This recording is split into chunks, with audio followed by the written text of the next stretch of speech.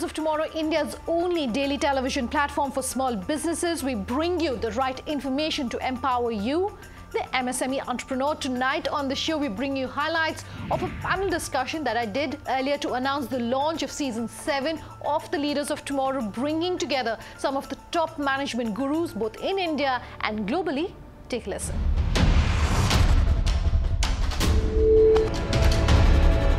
So I thought let's set the stage by asking each of you perhaps for your views on whether innovation and disruption necessarily go hand in hand. Can innovation outstrip innovation? Should it outstrip innovation? And should innovation outstrip disruption as far as the economy is concerned and for businesses? And Whitney, let me come to you first. Yeah. So what I would say is that disruption is a kind of innovation. You can innovate without being disruptive, but you can't really be disruptive without innovating, certainly in the good context. So it's a subset of innovation. Thank you so much for that, Whitney. Let me come to this side of the panel then. Meera, if I can come to you first. If we can talk about innovation and disruption, you're someone that looks very closely at small businesses. You work very closely with social entrepreneurs. You look very closely at ensuring that those who are in the informal sector are given the right skill sets to be able to join the formal sector. Do you see enough, perhaps, of innovation which is happening in this space? Let me answer this question a little differently. I think as a social entrepreneur myself, innovation is the heart of our work. When we began this journey, we found the dream was big. The dream was to mainstream hiring of youth with disabilities so that it helps companies, it helps their business, and not out of sympathy and empathy. But because of mindsets of companies and because it was new, there were no jobs. So what do you do? If you went to a company and said hire, they said hire where? So that's how we began on a journey of innovating to find out for companies where the jobs are. And to give you a very quick example, what we did was we looked at industries which are high growth industries, like the retail, for example. And we said, okay, what's a position which is across everywhere, which will generate huge number of jobs? And that was the cashier. And the cashier job was not available for youth with disabilities. So we said, let's prove to one retail company that we can do it. So we cracked that. My youth sat there, worked with the speech and hearing impaired, and we created what is called a silent cashier. When the company did a survey to see what was better, do customers prefer a silent cashier or a talking cashier? What do you think was the answer? The silent cashier. As a result, this one position of cashier, which is so common across all malls and everywhere, has now got mainstream for youth with disabilities. Very fascinating what you do at your company. Amit, let me come to you about the intersection between innovation and disruption and your thoughts on that. So I think if you really talk about innovation and disruption, I think they go hand in hand. The fundamental point that we have to look at from the point of view of competitiveness is that we get it horribly wrong thinking that there are innovative industries or high-tech industries and low-tech industries. There is nothing like a high-tech industry or a low-tech industry. You can be innovative in anything that you're actually doing. There are high-tech firms or low-tech firms. So what we're effectively saying is that you can do innovation in agriculture to what you call a software and so on and so forth. What we are doing here is that we fundamentally look at IT or software just as innovation, whereas it is actually a body shop. So quite a lot of firms that you actually think are innovative firms are effectively body shops, or they're actually talking about labor arbitrage. So we have to understand this from a very fundamental viewpoint as to what is innovation. And it can happen anywhere, in any kind of business, in any sphere of business, or any sphere of life. Okay. Sam? The way I look at innovation, I agree with you, Whitney. The point is this: innovation can be incremental, right? Disruption is when that innovation happens in a huge step, a huge surge, and it goes to a totally different plane. So from a letter to email, that is huge disruption of the entire postal system. But then when you take a company, when you take a process, let's say people are cold calling, to get customers. You could incrementally change the effectiveness of the cold calling by saying that touch these customers using a web-based mailer or a pop-up or whatever that may be, and then cold call. Now, if you did that, the effectiveness, the yield on that cold call, if it is 0.5% or 1%, you could literally double and triple that, right? To me, that is innovation. You have dramatically increased productivity, but at the same time, that is not disruption entirely. That is skunk works. That happens totally separately. So the way I look at it, as innovation can continuously happen, it's a continuous process and it should happen, but disruption doesn't happen all the time in every company, but it should be looked at and should be observed and should be loved and should be encouraged all the time. Okay. The conversation on technology, of course, is a much larger conversation. I will just come back to those points that you raised, but let me come to Professor Krishnan and get his thoughts. So I would just like to take the simple example of Toyota.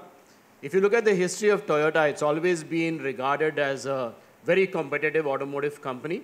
But for many years, the heart of their competitiveness was the small improvements they made in productivity on a continuing basis, thanks to improvements in the shop floor, improvements in how they manufactured or assembled cars on the assembly line, things like that. Not very romantic, not very exciting, but certainly at the heart of their competitiveness. But then Toyota was also seen as a slightly boring company. It wasn't seen as the most exciting company in the world till they came out with this car called Prius. Prius was the first commercially exploited hybrid vehicle, and Prius completely changed people's views of what Toyota is all about. So you could think of this incremental innovation that Sam was just talking about as the everyday oil or lubricant which drives competitiveness. But then from time to time, you have to take that jump. You have to go on a new trajectory. You have to change the way things are the way things are being done in a fundamental way. And that's what Toyota did with the Prius. That's what disruption is all about. Fascinating to get so many different takes on innovation and disruption. But one thing that we definitely talk about a lot on the Leaders of Tomorrow, and I'm also picking up from this panel, is the people involvement. It's about people. Whitney, I want to come to you on this. You've said previously that companies don't disrupt, people do. Why do you say that? How does that work? For employees at companies who are looking at innovation, perhaps, what should they keep in mind? Yeah, well, let me give a quick story that will really illustrate this. When I was working on Wall Street, my bank was acquired, and then there was a shakeup, and my boss was fired, and I got moved to equity research. And when I got to equity research, they already had a cement and construction analyst, and that's what I was supposed to do. So all of a sudden, I'm in this place where I've gotten moved, I don't have a job, now I've gotten moved again, I don't have a job, and so what do I do? Like, how do I figure out how to find a place for myself so that I have a job still? And so as I looked around, I realized that there were a number of media companies that were going public, and there was no analyst to cover them. So as the theory of disruption would dictate, rather than knocking on this cement door, trying to do this job as a cement analyst that was very much closed to me, I built my own media door. And this is what it looks like for you as a disruptor, as a person, is in finding a place for me to play, finding something for me to do, I, by default, found a place for my company to play. Sam, I'd like for you to also actually comment on that question, because apart from being very passionate, of course, about funding into businesses and finance, you also look very closely at the people angle. So how do you think they play? It's spot on, completely true. People, what is an organization? What is a company? A large number of people coming together to execute on an idea and bring it to fruition so people can use the products and the services, or a combination of those. So where does change start? Organizations are simply at a unit level, each individual, right? Somebody comes up with an idea, somebody says this idea can be helpful to you. It may be in totally different ways as they think that idea will be helpful. So they are the disruptors, if you really think about it. They are the idea owners. And when you aggregate that with process and product and everything around it, it becomes a company, right? So when you really want change to happen, if you try to institutionalize that change from top down, which is what companies do when they change processes, when they change structures, organizations, and so forth, they get it done. It takes time, they get it done, but that is incremental. when you talk about true innovation, it has to start with an individual who then gets ownership for that idea within the organization, within the team, within the organization, and then hopefully the company. That's when a Prius is formed in a Toyota. There would have been massive resistance for a Prius when it first started, and then over time, that vaporized, and then the car became reality. Now, this is hard to happen in a large company like Toyota repeatedly, which is why, I mean, Elon Musk need not have happened at all, right? It could have happened in Toyota or GM or Ford easily.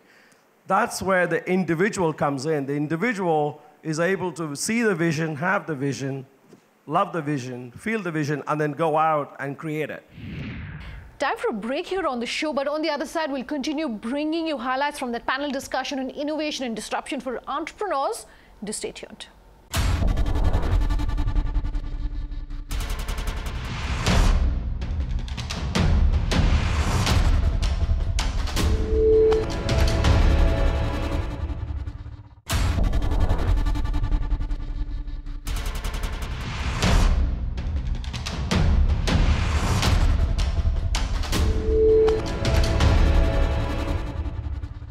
You're back with us here on Leaders of Tomorrow. Tonight, we're bringing you highlights and the biggest takeaways from a panel discussion that I did on the topic of innovation and disruption for small businesses and entrepreneurs at the launch of Season 7 of the Leaders of Tomorrow.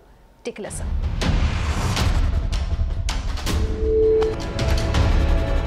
So speaking of individuals, my question to this side of the panel, and in fact, let me open this up to all of you on the panel. How do leaders who are leading organizations ensure that they're encouraging innovation in the company? How do leaders ensure that they are ready for companies of the future that are being disrupted? What should they keep in mind? What should they do? Yeah, so I think the leadership has a huge role to play in encouraging innovation in a company. Two or three things which would seem to be critical. One thing is they've got to be willing to listen to people. If they're not willing to listen to people, they're not going to get any ideas.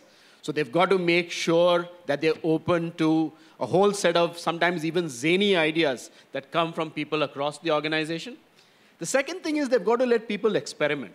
See, ideas are in a sense easy to generate. Even sitting here, we can all generate lots of ideas, but we don't know whether those ideas will work. The only way we'll be able to figure out whether an idea really has potential is if we try it out. But if we are really scared that if we try something out and it fails, and we're going to get our head cut off or lose our job or something drastic is going to happen, there's absolutely no way we're going to experiment with that idea. So it's not enough if you're just open to ideas. You've also got to be willing to let people experiment and fail.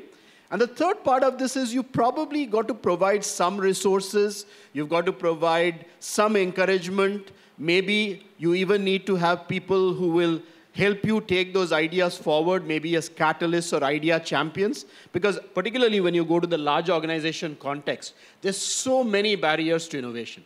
And unless there are people at the top who are willing to pull out those ideas from the bottom, encourage them, guide them past the corporate bureaucracy, make sure capital is available, you're not going to see those ideas flourish. Like just taking up from what Rishi had actually said, two or three things. One is that I fundamentally believe that it's all about perspectives. So how do you build a fresh perspective, looking out of the box? Because I think what happens is that each one of us suffers from what we would call as associative barriers. And how do we break those associative barriers of our culture, of our education, and so on and so forth? So that becomes exceedingly important. And the second thing is, I think, what you call as risk-taking or ability to do something new. I think we should actually be fearless. We should actually not take that risk of failure. I think quite a lot of us are so scared of failure, and we would not really want to do 90% or 99% of the things because what people would say. I think the third most important factor for success is that you should at least get fired from your job once in your life. If you have not been fired from your job once in your life, that means you have not done enough, or you have not been innovative or creative enough. You're raising a very interesting and a very pertinent point, Amit. Do you think that perhaps we talk enough about failures where entrepreneurs are concerned in India? Silicon Valley, the US, for instance, has this culture where they celebrate people who have had 2-3 ventures, gone on to do something else. Do you think perhaps we also need to learn that? That's something that we can pick up as well? I think within your question is the answer itself. We have to celebrate failure all the time. Yeah. If you really look at Silicon Valley, they would actually give funding to people who have actually failed in the past. In fact, today when I actually work as a seed funder, I would always talk about people who have failed at least once or twice. They are actually willing to take the risk, and they're not job seekers. I think failure also is a very interesting question of job seeking. The moment you look at job seeking, it just kills that whole idea of freedom and so on and so forth. Celebration of failure is exceedingly important across the board, and that is when new things actually happen. And Sure. Meera, I see you agreeing. Yeah. I think things are slowly changing, you know.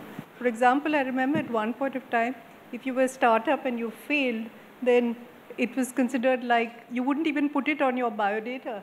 But nowadays, people don't mind, you know. They proudly show it because he's tried something and it's not good, so it's okay. The second thing which I find interesting is I think people now are talking about it, and I think it's extremely important because if you're working in the same space, why should we all make the same mistakes? Like we learn from each other's best practices, I think it's extremely important to learn from each other's failures so that he doesn't make the same mistake. On that note, let me open this up for questions. Anyone with a question, can we please have a mic there? If I can request for you to introduce yourself and also whom the question is to. Hi, I'm Abhinav. I'm from Accurex, a medical diagnostic company. And there's a lot of disruption happening in our industry also, like point-of-care testing. So my question is to Whitney. So if you look at India, there's something called as frugal innovation, what we call in an Indian term as jugaad. And there's no big disruption happening like like Uber, Airbnb, etc. So, and the same Indians, when they go to the Silicon Valley, they cause disruption like Hotmail, Vinod Khosla, etc. So what is the reason that they're not able to disrupt in India? Is it the ecosystem, or there's not enough support? And what is the solution that disruption can come out of India? Well, that's a complicated question that you probably have to tease out. No doubt there are some ecosystem questions at play. But I also wonder, if I think about the idea of disruption, what is disruption doing? You're putting yourself in a situation of inexperience where you don't know how to do what you're doing. And I wonder if part of the reason that Indians who are going to the United States or another country are innovating is they've put themselves in an immigrant type of experience where they're questioning everything. And they're also not bound by the rules that they felt they were bound by in their home country. Yeah, well, my name is Parth Zatakia and I'm a student. My question is open to the panel. The question is, typically the Indian student's mindset is very conservative in nature. Like he goes for job rather than for job creation. So what kind of mindset is required if you want to create tomorrow's companies like Google or something like that? Yeah, so I think sometimes we are a bit unfair on Indian students. I think Indian students are, in a way, sort of subject to the Indian education system. I have actually just one simple solution to answer many of these problems. The day parents in India stop doing school projects for their kids, kids will become very innovative. I think that's the single most important agenda which will really drive innovation and entrepreneurship of people in India. But I have a problem because parents do school projects for their children in the United States too. So I'm not sure what the answer is. We have about 4 minutes on the clock, so if we can quickly get closing comments from the panelists here with us today. And let me start with you, Amit. You were talking about barriers to innovation previously, and I want to come back to that. If we can talk about perhaps mentorship, which is one of the things that a lot of entrepreneurs who speak to us here on the Leaders of Tomorrow say they lack, no matter what business or industry you're in. How perhaps can that be overcome? Oh, I think mentorship becomes important because you need a sounding board. So it should actually happen. I think we can have formal processes or whatever. I think go talk to your professors. In fact, just going back to the previous question, why students don't innovate? Because they don't read enough, they don't talk enough, they do not speak enough. So that's exactly what we need to do. We need to just throw out our ideas, interact with people, get feedback from people. In fact, that's how things are actually going to happen. So mentorship is important. Build it up, and there are ecosystems which actually help you in doing it. There are enough and more ecosystems in the country. The only thing is that we are very shy to really take advice or go to people and talk to them. Okay, so my question is more in terms of how do we overcome, and Professor Krishnan, how do we overcome the challenges or the drawbacks that we have in our present education system? We love talking about whether entrepreneurship is something that can be taught on the Leaders of Tomorrow. Your views really on that. How do we overcome the drawbacks that we have right now to encourage more innovation? I think it's beginning to happen in small ways. We just need to figure out how to scale it up. For example, the government has a very interesting program called the Untitled Innovation Mission. And one part of that is setting up so-called tinkering labs in schools and colleges. So this is just one small example of how we are trying to remove constraints. Given our numbers, the exam system and grades and all will continue to matter. We can't just wish them away. But we've got to complement that with a lot of other support in the educational system. And I think the tinkering labs, mentorship, idea contests, entrepreneurship contests, business plan contests, there are really a lot of those happening in the country today. And I think we've really got to take those forward and make them more supportive to students. One of the stakeholders, as far as innovation is concerned, is the government. I want your opinion on what the role of the government should be. As someone who's so closely involved in social entrepreneurship, should it be an enabler? Because a lot of small businesses tell us, we wish the government would have a hands-off approach, don't get involved. That's the only way real innovation can take place. I think it's very difficult to wish away the government, finally, because policies matter, and the government plays an important role in actually making this happen. Like the Untitled Innovation Mission has been really doing some wonderful work. So I think that while a lot of innovations are there, I think you need some kind of a mentorship, people who've already scaled, who can actually say, listen, what is the template of an innovation being scaled? Because I find whether it's in the world of science, research, startups, brilliant ideas, okay? A lot of work is happening on campuses, but they're not going to the next level of scale. So I think government and the whole ecosphere actually has to work on this because it's extremely important for the country. Technology, of course, is a component of the ecosystem in Whitney. I want to talk to you on that. As businesses are moving towards becoming future ready, there's been talk of AI, for instance. More and more companies here in India are embracing such technology.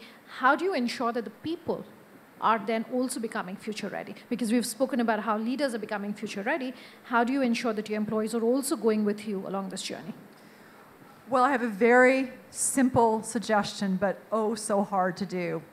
If you look at your life and your day, how much time are you spending studying, thinking, mastering your craft, figuring out how to be world-class at what you do? And I think that this is a simple but very difficult thing. If you will allocate a half an hour every morning to perfecting your craft and understanding your business, you will be future ready. All right, Sam, I'm going to let you have the last word. 90% of an entrepreneur's life is spent raising money, figuring out where the money is going to come, figuring out how they're going to utilize the money that they've got. Perhaps one thing you'd like to leave our audience with when you talk about evaluating businesses for funding. When you look at any company, any idea, there are 3-4 simple things I look at, right? Are you targeting a key problem that is desperately begging to be solved in a market that is meaningful, big? So if I have to become 80% of the market to be successful, I don't want to touch it. If I only need to be 30% market share and I'm successful, I can impact, I want to do it, right? And the second important thing is the people. This is the point that you're saying. So it doesn't matter, I would any day invest in an average idea that has a great team rather than a great idea that's got an average team, right? All right, we've run out of time. Whitney, Sam, Meera, Professor Krishna and Amit, thank you so much for your time here. Thank you to the audience as well. We've got some interesting questions today, and thank you for taking the time. That's our show tonight. If you have any feedback for us or you have thoughts on innovation and disruption for entrepreneurs, here's how you get in touch. leadersoftomorrow@timesgroup.com is our email ID. On social media, tweet at me, it's Sunanda_J or LOT_ET Now. Our Facebook page is Leaders of Tomorrow on ET Now. Thanks for watching. Have a good night.